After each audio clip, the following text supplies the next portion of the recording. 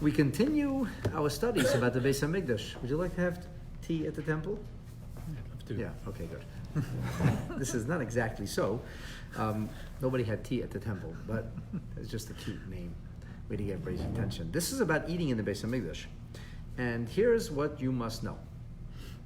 Kohanim, special Jews, were given a special mission that they should eat certain kinds of food in the Beis HaMikdash.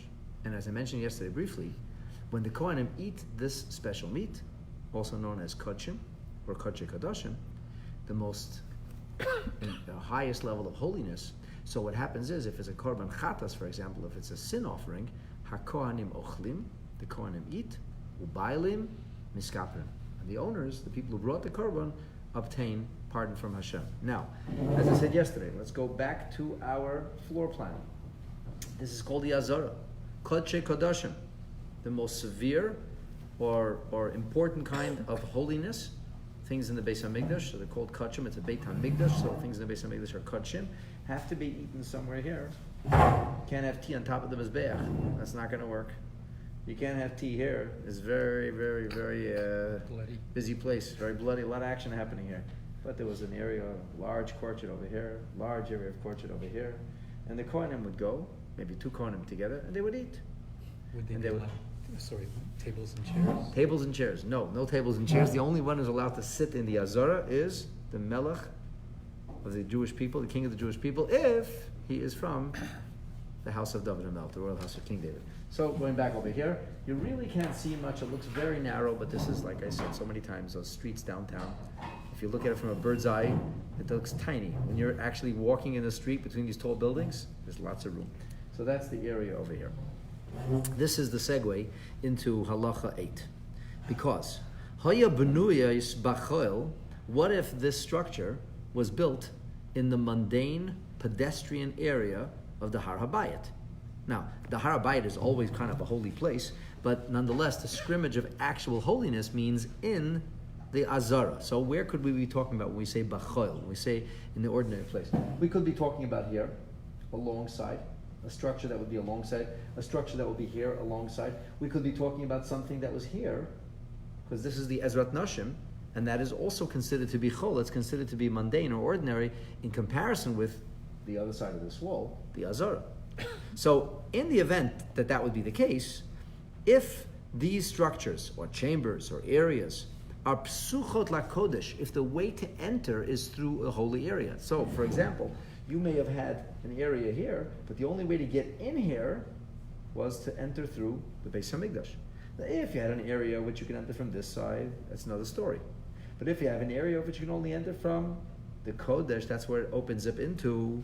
So then in that case, Tochan Kodesh, then the area of that room, of that chamber, is also, has the content, is contentfully speaking, also considered to be sacred scrimmage. It is holy ground as well.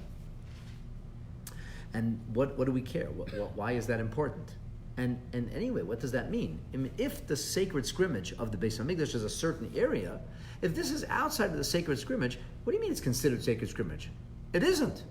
It isn't. We have specific measurements of the Azara. We know it. This is the size of the Azara. So if you have something which is outside the Azara, and it opens up into the Azara, well, it's still not Kodesh. It doesn't become Azara. An important proviso here. Listen carefully to the words of the Rambam.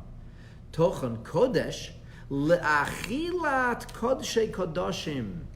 It is considered sacred for the purpose of having tea. Well, not really tea, euphemistically. For the purpose of eating the korban.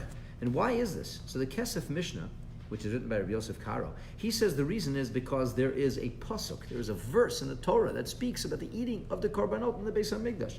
And it speaks about, of course, Aaron HaKohen. It speaks about the Mishkan. And it says, Bechatzar ohel moed yo'ochluha.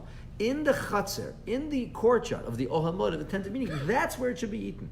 So, the Kesef Mishnah says, L'rabbis, that comes to include. The verse is telling us something. So, since the verse is telling us, Bechatzar ohel moed, in the courtyard of the ohel moed yo'ochluha, that's the have kodash le'inyan ha'achila, that it could be considered sacred only for the purpose of eating.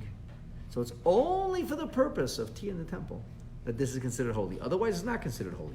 And that's why b'chatzar ohel moed yo'echlua. You can eat it there. In other words, it's considered chatzar ohel moed only for the purpose of the concept of achila.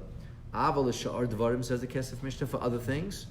Leka kro. We don't have a pasuk saying that, so we cannot include that. And in other words, it has to be very, very clear. This is not the Rambam's novelty. It's not the Rambam's chiddush. This is actually mentioned in the Babylonian Talmud on Masechet Zvachim on page 46. It actually says this over there.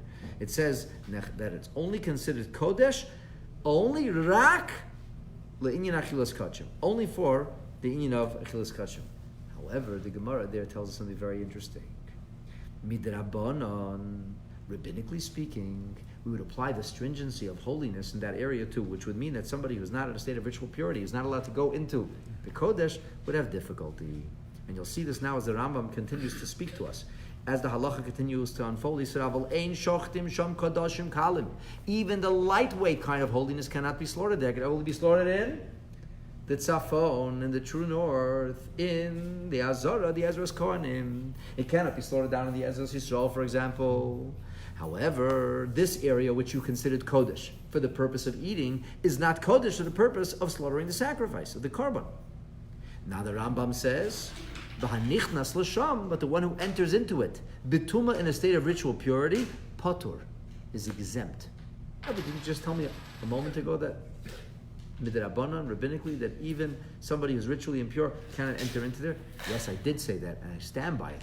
It doesn't say mutar, it doesn't say permissible, it says patur. You will not be held culpable of having violated a Torah decree. You will, though, have violated a rabbinic decree. So patur, as the expression goes elsewhere in the Rambam in Laws of Shabbos, he says patur means patur avol asur.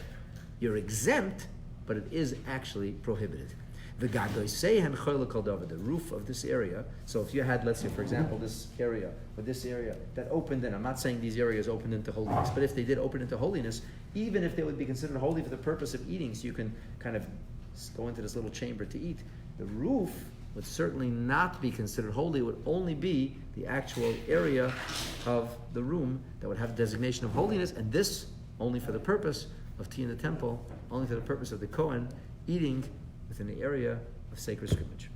And that concludes Halacha Ches.